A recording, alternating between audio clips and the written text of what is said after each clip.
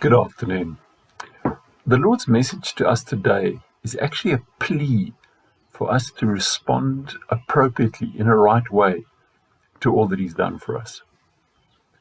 I want to base it in Romans 12, 1 and 2, that well-known passage which says, I beseech you or beg you, brethren, by the mercies of God, that you present your bodies a living sacrifice, holy, acceptable to God, which is your reasonable service. Don't be conformed to this world, but be transformed by the renewing of your mind, that you may prove what is that good and acceptable and perfect will of God. Paul urges the Romans in this passage, and through the ages us as children of God, to respond in the right way to all of God's forgiveness, all of His blessings, and the fact that He never gives up on us. That's what grace and mercy is about. And here are 4 ways that I want us to look at this afternoon that we need to respond out of this passage in Romans 12, 1 and 2. The first way we need to respond is by giving ourselves. It says, I beseech you, brethren, by the mercies of God, that you present your bodies, give your bodies, a living sacrifice, holy, acceptable to God, which is your reasonable service. Now look, it's our choice whether we present ourselves to God or not. He doesn't force us to love and serve Him. We make that choice. And we are to give ourselves completely to God, so that He's got full say over where we go and what we do. Our lives also need to be presented to God, it says in this passage, as a holy sacrifice. Holy means dedicated, set apart, given specifically for God's use. We need to actually live a life that pleases Him, not just one that tries to impress the people around us or organize the most comfortable or pleasant existence for ourselves. Give ourselves is the first thing we need to do. Excuse me. And the second thing we need to do, it says, is separate. Separation.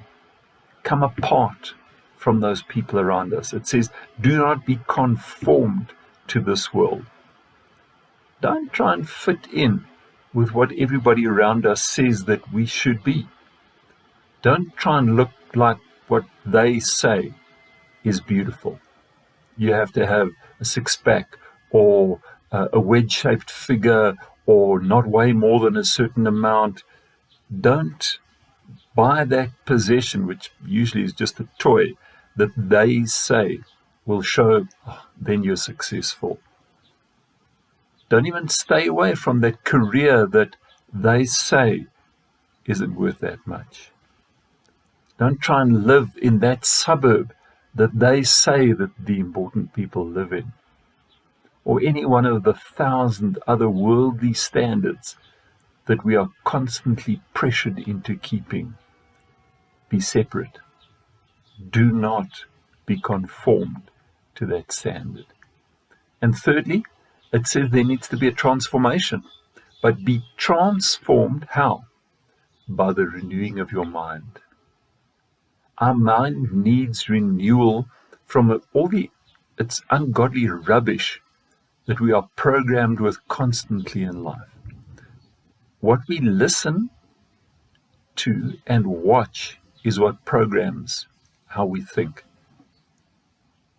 Does God's outlook, His outlook on life, dominate what you allow into your eyes and into your ears? What do you need to unsubscribe from? Or who do you need to unsubscribe from and stop exposing yourself to? And what do you need to upgrade maybe to the Lord's premium package?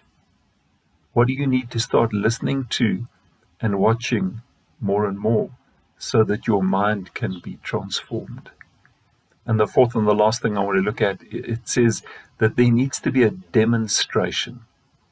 It says that you may prove what is that good and acceptable and perfect will of God.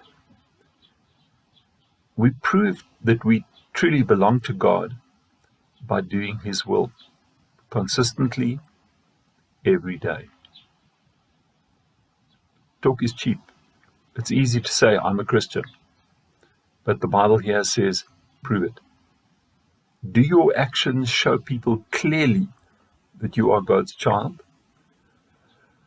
Or in reality, are there some things that you do that make people doubt maybe that you're even really saved?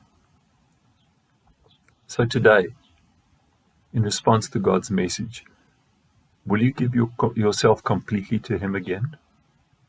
Will you stop trying to fit in with the people around you in the world and choose to do things God's way from now on, in spite of what they think or say? What do you need to stop watching, stop listening to? Maybe it's a change in station on the radio. Maybe it's unsubscribing to some other channel that you watch on YouTube, or something that you watch on TV. Who do you maybe need to stop allowing to speak into your life? How can you renew your mind every day from now on? And put your money where your mouth is. What do you need to stop doing? Do you maybe need to stop gossiping? Do you need to stop forwarding that rubbish? Do you need to stop swearing? Do you need to stop overindulging in something? And then also, what do you need to start doing to show that you truly are a child of God? Is there somebody you need to forgive? Do it. Is there a group of people that you struggle to love? Well, love them. Doesn't matter how you feel, love is something you do. Is there someone in need that you need to help? Maybe every week. Because that's what God does. May we appropriately respond to God's mercy. I beseech you, therefore, brethren, by the mercies of God, that you present your bodies as living sacrifices, holy and acceptable to God, which is your reasonable service. Do not be conformed to this world, but be transformed by the renewing of your mind, that you may prove what is that good and acceptable and perfect will of God. May God make this word come alive to you today. God bless. Have a special day. Cheers.